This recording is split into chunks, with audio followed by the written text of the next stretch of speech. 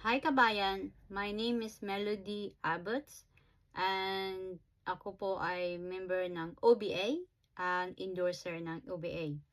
So, today, mayroon tayong, ang topic natin ngayon ay masasagutin natin yung tanong, may nagtanong, anong gagawin pag member ka na sa OBA?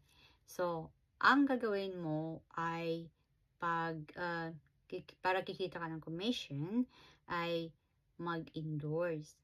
Itong ginagawa ko, endorsing to siya. Parang ganun rin, nagpo-promote, letting everybody know kung ano yung business mo.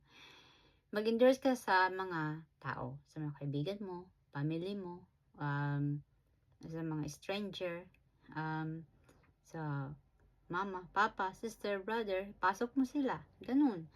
So, and then, ay pasok mo sila kung sino yung gusto magka-interest na mag-side hustle.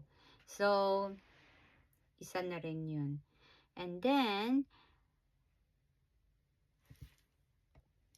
so sa business na ito, ay lahat ay online, social media.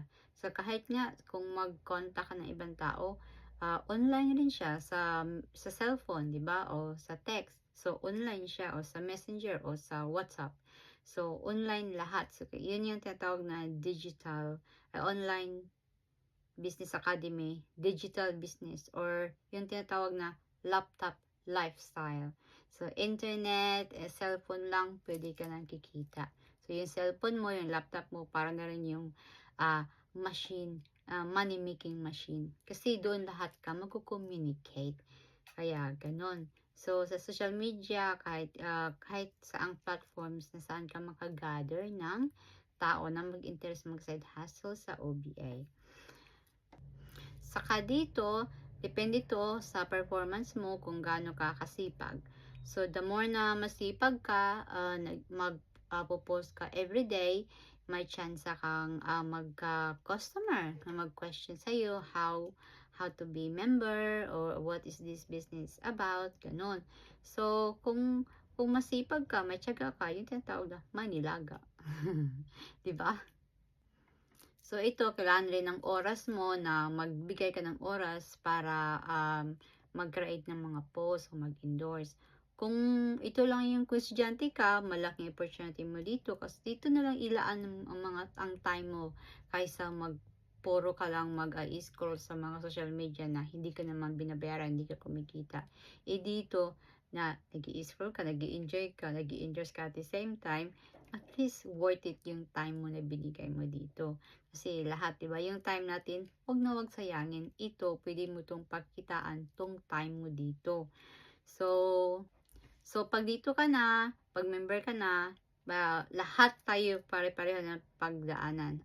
Ito nga tawag na itong business na to ay it's a journey. Kasi meron ring chance tayo na yung iba, di ba, mag-reject nga, ay no, thank you, ayoko kasi mahirap yan, o baka scam yan. So, meron kanyan. So, kailangang matigas ka dito, matyaga ka dito, malakas loob mo. Saka, ignore mo lang yung mga tao na hindi interesado. Okay lang, kasi hindi naman to lahat. It's not for everybody. Ito lang sa mga taong katulad natin na mag-success sa buhay. Kaya, ito tayo mga matigas ulo, matyaga, at yung natin persistent, oras, carry on. So, yan,